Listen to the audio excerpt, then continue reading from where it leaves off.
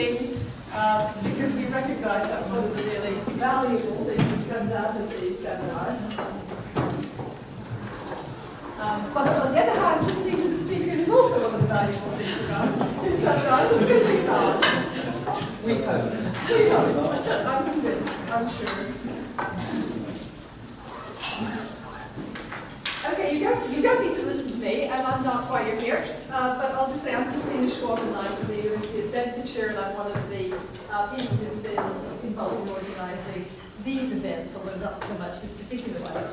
But it's my privilege to introduce Linda Mibourne, who I have known off and on for 4 years. I think I would really like to count. We've worked together on all sorts of different projects to do with researching in the voluntary sector, and I think a point I would like to just make very briefly, because I think it fits with one of the things that Caroline was saying. We worked together, I was an external examiner on a master's program in voluntary and community sector studies at Birkbeck, which was one of 3 that all closed within the last few years. So I was just thinking of your comment about the need for space and time for leadership development. Those courses closed primarily, not exclusively, primarily because voluntary organisations are no longer finding it easy to second people to do postgraduate study or to find the money to pay for their fees. And 3 courses, very good courses, which took years of development, are gone. So that is not a very happy sign of the times, I think. Anyway, I'm very much looking forward to what Linda has to say. Her book, Voluntary Sector in Transition, has been something that many of us have drawn inspiration from. So, over to you. Watch the space for the next one, which I'm writing with Ursula Murray, which is actually what I'm going to draw on to the research that Ursula and I have been doing towards the book. It's with a title, which I think I can...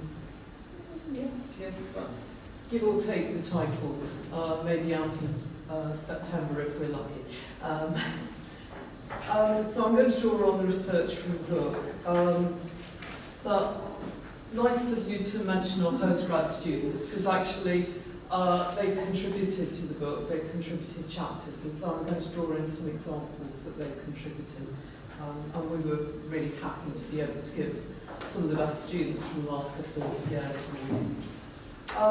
It's set within the rapidly changing and increasingly undemocratic landscape that Caroline has actually aptly depicted for us, so I don't need to dwell too much on that. And in any case here, I really wanted to talk more about, to start opening up debates about alternatives as well. And first, I want to look at some of the contested views of civil society very briefly, so that it just actually focuses our minds on broader civil society, and the formally organised organisations within that, if you like. And so you've got this broader umbrella, and I think we actually need to look outside of the formally organised sometimes to see the alternatives, especially in the way things are happening now. So I also want to look at some historical examples, because I think looking back also can give us a sense of how things were. Of course, things are very different now, but it opens our thoughts again, opens our thinking. I think because of the way we understand civil society, we actually can get narrowed in our perception of what we're thinking about, what we think is feasible, and things get embedded as the way things are. So I'm going to try and sort of open up some thinking. I haven't got the answers, but I've given Daniel a lot of questions for discussion later. Historically, there was also a moment in time when, back in the early 80s, where people were able to talk about in and against the state, so working within welfare. Those of you as old as me will remember the kind of London, Edinburgh weekend workshop where those issues were debated.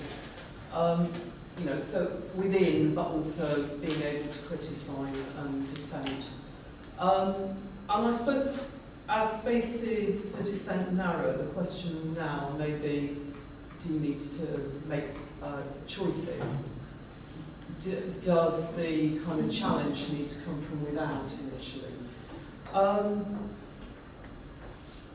I think there are examples of resistance rising and groups adopting critical stances. But if you look at the formally organised organisations, many charities seem to be waking up too late. And so that's why I'm kind of posing that question. You know, they're waking up too late to the spaces they've lost, the dissenting spaces, the civil society. You know, they haven't actually recognised how far they've moved away from their ethical roots. And I think Caroline's outlined some of that. At the end, I'll come back to some thinking about changes and questions we may need to ask civil society organisations, and I use organisations deliberately, are to continue to voice dissent and contribute to creating healthier democracy. And reclaiming, entering contested spaces, reclaiming vigilant spaces for democracy. So moving on, this is hard because there are so many bits of literature you could draw on. So what I've done is to kind of look at two poles. Defining civil society is I think as difficult as suggesting that there's one voluntary sector that you can define, and when in fact it's increasingly diverse, fragmented, and so on. So actually, the views of civil society extend from social left perspectives to neoliberal perspectives, if you want to look at a kind of two poles. So taking the two poles, I mean, one might be the kind of civilising role.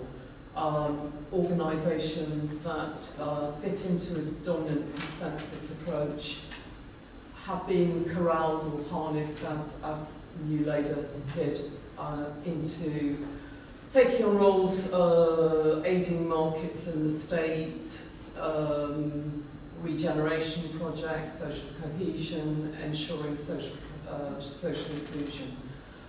But it's very much a sort of consensually driven neoliberal top-down agenda contributing to social order. So people the organisations involved are co-opted to a large extent.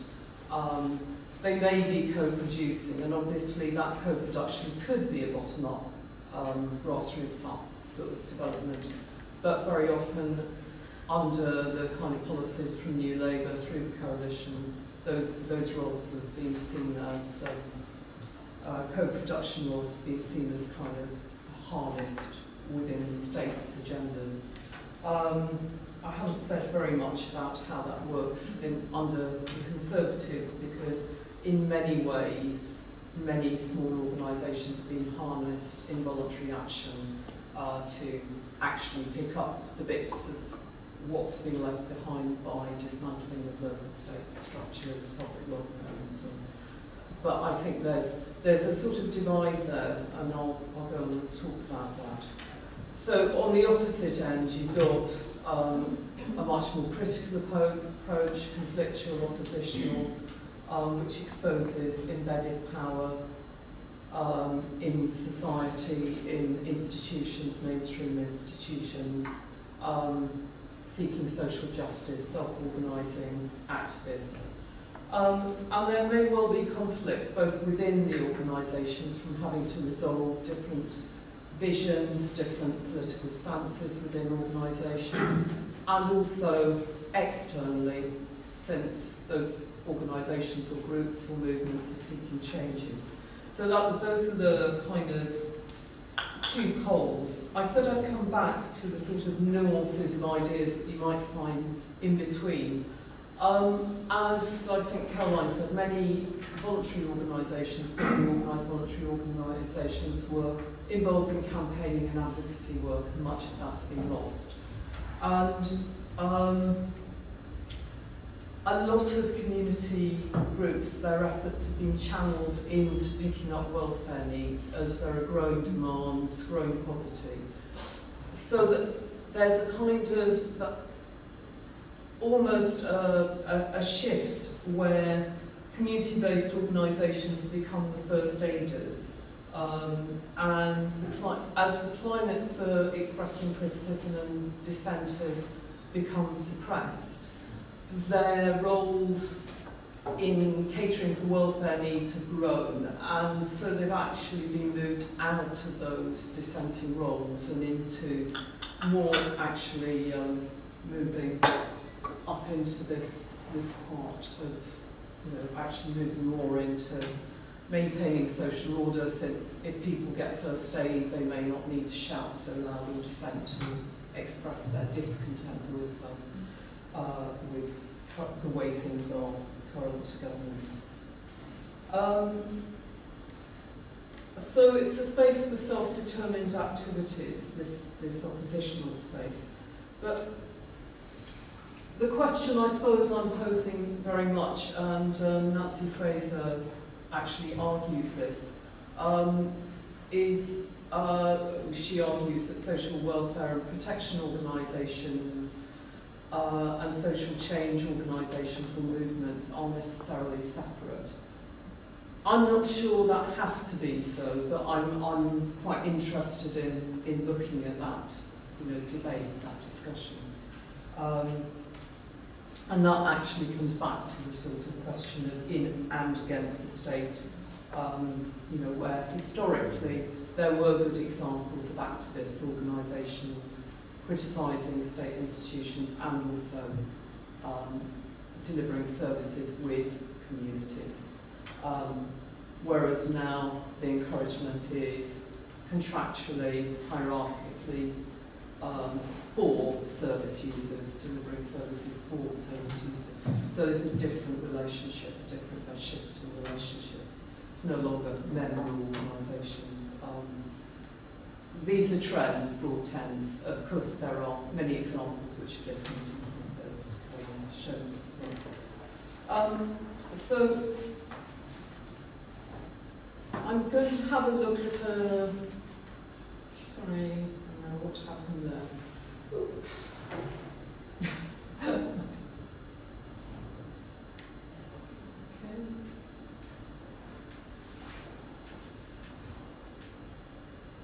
Obviously can't use these ones. I just want to look at civil society and voluntary sector with all the limitations of using that phraseology, voluntary sector.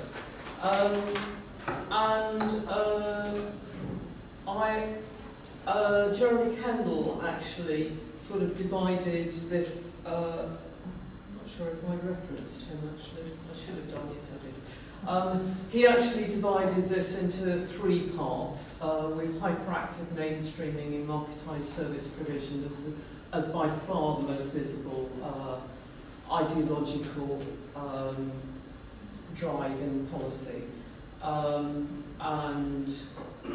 He described the kind of silencing, loss of identity, neglected social mission, dependency on private sponsors and finance, the way things were tending. And Nancy Fraser again accuses many civil society organisations engaged deeply in that of dangerous liaison with neoliberalism. I think it's important to focus on civil society because I think then we remember these other two ideological positions.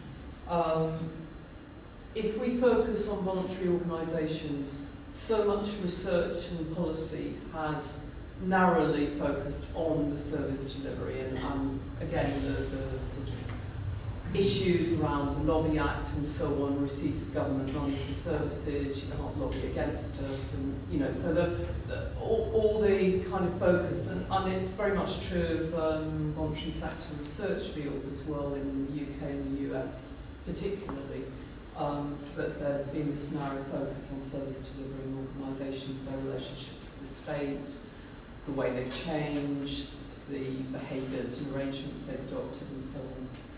So focusing on civil society role seems to be important in historically and more recently, because it's often there that we can actually see the critical voices. I mean, Kendall's second category, the renewal of civil order, obviously very similar to the first sort of consensual category that I had on the slide before. His third description, democratic life renewal, he saw very low profile in terms of policy visibility. And I think it's actually ambiguous whether this was simply about exercising rights, voting, participatory democracy, consultative exercises, so that area of consultation, or whether it also involved challenges to the status quo and social change activities. So I think that's sort of, in a way, that's a question that we always need to ask, what the purpose is, you know, what do people see their purpose is? Are they normative, consensual, are they actually challenging to the status quo?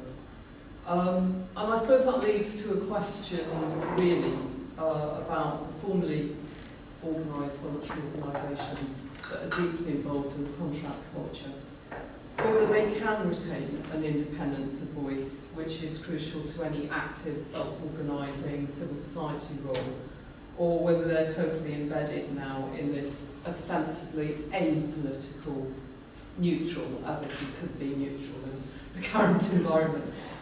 You know, do they necessarily have to adopt this stance? You know, what room is there for independence? I think that's quite important to ask, because there are so many big charities that are visible.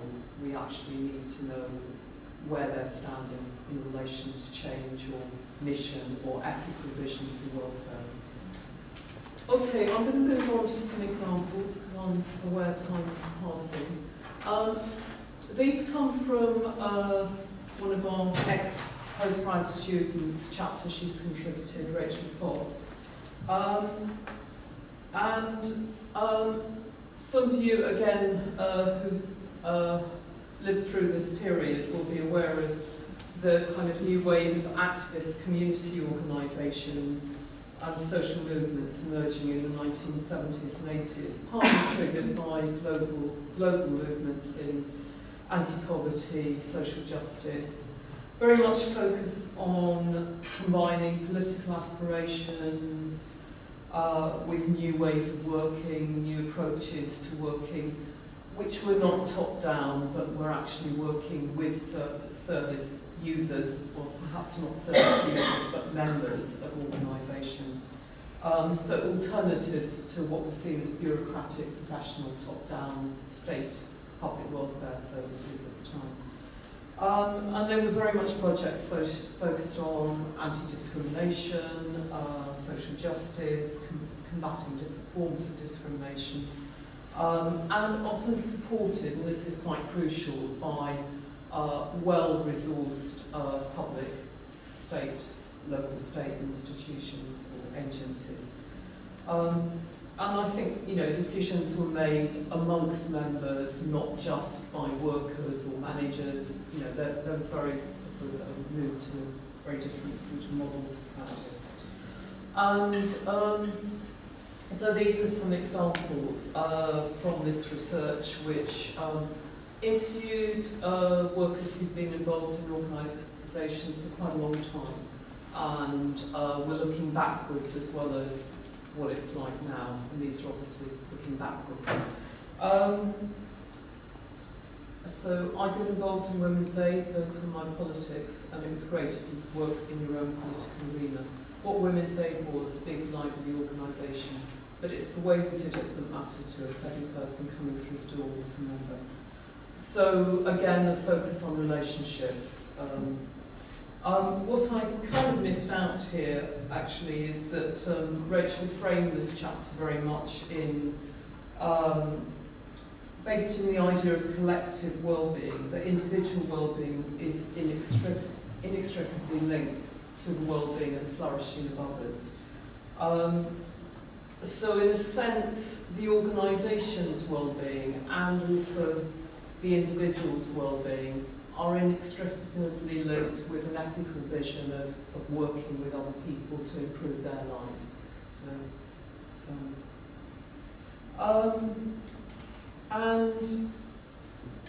So I guess Rona was describing, combining her political aspirations and work and getting a sense of well-being from working together in that way. Kerry, who worked in learning difficulties organisation, described working with and deciding with and respecting members. I want to influence staff, stand next to people, support them. What makes things work is the quality of the relationships, dignity, the difference we can make to people's lives.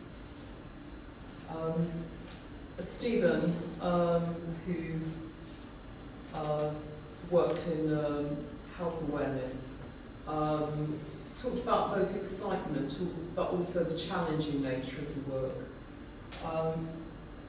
And he referred to challenges which sometimes came from resolving decisions among people coming from very different perspectives, or people arguing from different approaches and political positions. Okay, it's easy to look at the past with rose-tinted spectacles, and we know things were very different then. So it's important to analyse what's different. And the importance of strong and effective local state support actually did allow resourcing and a way of being that was, that's pretty hard to see right at the moment, but it nevertheless says that, there are other models.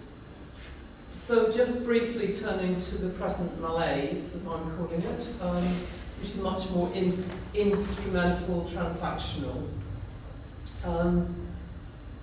These examples, one is from the same study, and the other examples are from another study by Alex Milano-Avinan, who actually was looking at how workers are able to make sense in a wider political frame of their own current organisational situations. So Lisa, who was a domestic violence counsellor, said our funders keep us open and allow us to function. Therefore, anything they ask, we do it. So I said to myself, just shut up and do it. And I guess it sort of shows how far compliance has sort of dragged her, really. I mean, she was aware of it, but at the same time, she was kind of, that's how it's going to be. Julia, who's a health advice worker, talks about non-recognition of unions, and that actually came up more than once in this study. Came up a couple of times. And actually very few of the workers that interviewed in this study were unionised, even where they might have been recognised, they actually haven't kind of seen it as. And I think, she said union support would be an amazing thing because the third sector are getting screwed all the time on pay over work, pensions, job security. And the last one, because you're constantly swamped, you never have a chance to change mode, change thinking, change your approach. And I think that sort of rings lots of bells. You're just either firefighting or, trying how to cope. And Mike also went on to say, rather than seeing it as a moment of retrenching, trying to ride out the storm, why not see a time like this as an opportunity to get a different message out there, an alternative? But he did go on to comment after that that very few charities see it like that. And, that's the kind of balance. Individuals can see an alternative world, but somehow the mass, it's not there, that alternative vision. Okay, pulling some of these threads together, well, not quite pulling them together, but there are some examples here that raise some further questions about whether changes can arise from within existing settings or need separate organisations or need to evolve from new movements. And this is from a third study by Pamela Ritter, who was focused on black and minority ethnic organisations.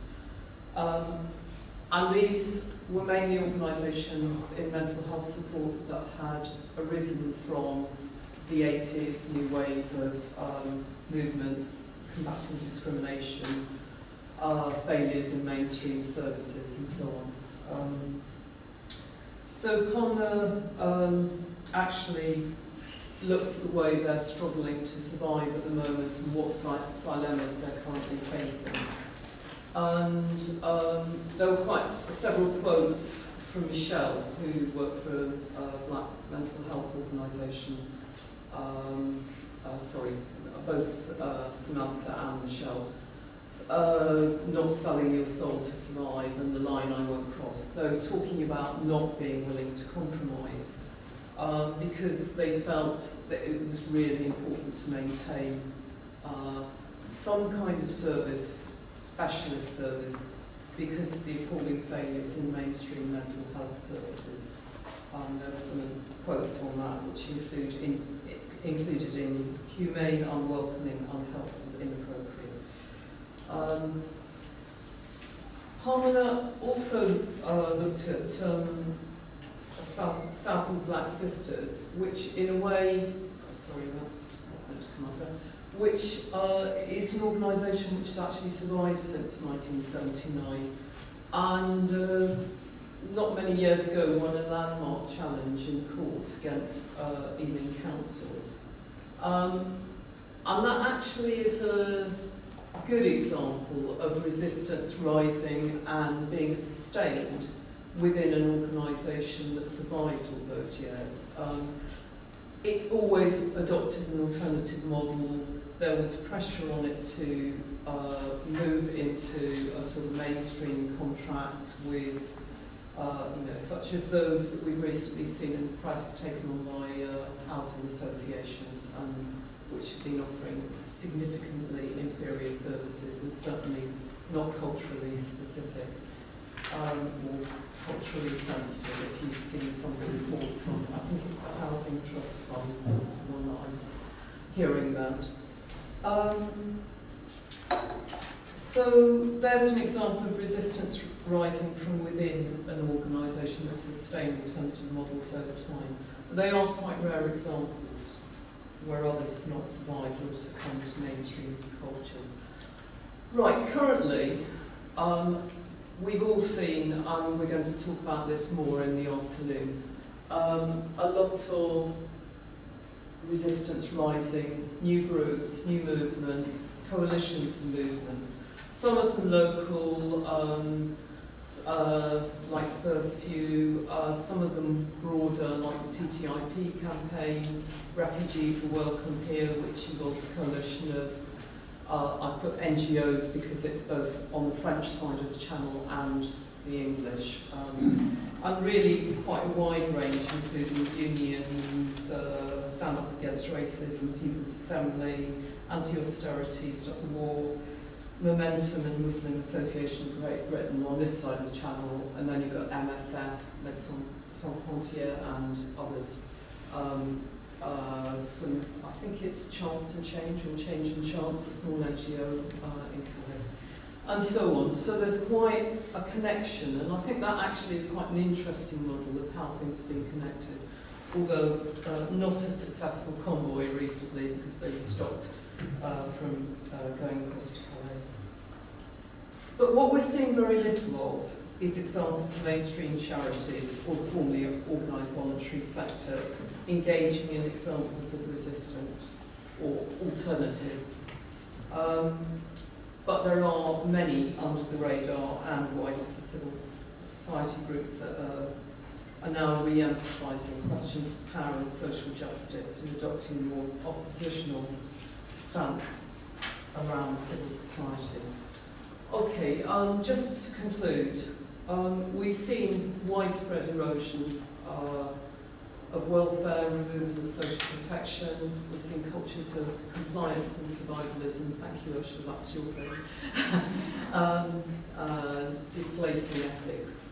Growing constraints on civil society, limiting healthy democracy. Resistances, however, are triggered as regimes get harsher. And I think that's what we're seeing, new groups and political alliances emerging. But rather than simply celebrate this kind of, potential reawakening of groups, I think there are some hard questions we need to explore and understand better. And the 3 points there are just some of the questions I've raised, and I'll just say a couple of things on those. Sorry, I keep kicking this desk. I guess, we need to understand the most constructive context for change. I talked about separate, within, without, in or against the state, and things like that.